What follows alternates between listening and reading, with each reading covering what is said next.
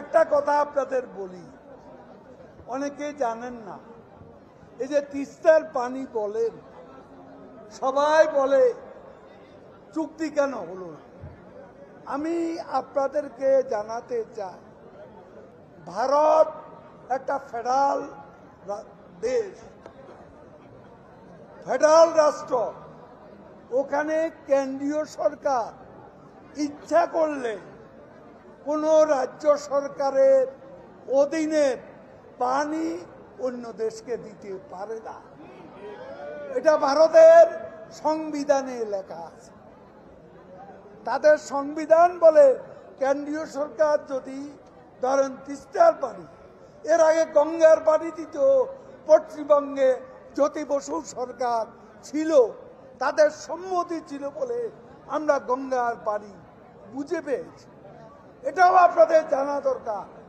তিস্তার পানি মূল সমস্যা হচ্ছে পশ্চিমবঙ্গে মমতা ব্যানার্জি সরকার।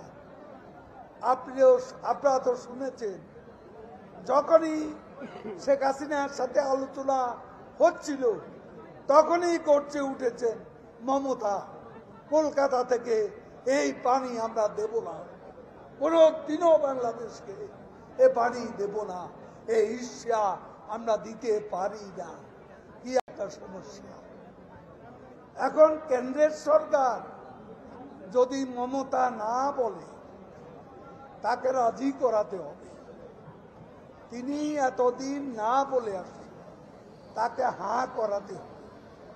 তা না হলে ভারতের সংবিধানে আমরা অ্যালাউ করে না যে আমাদের সাথে ভারত সরকার তাদের রাজ্যকে বাদ দিয়ে চুক্তি করবে, এই সুযোগ নেই।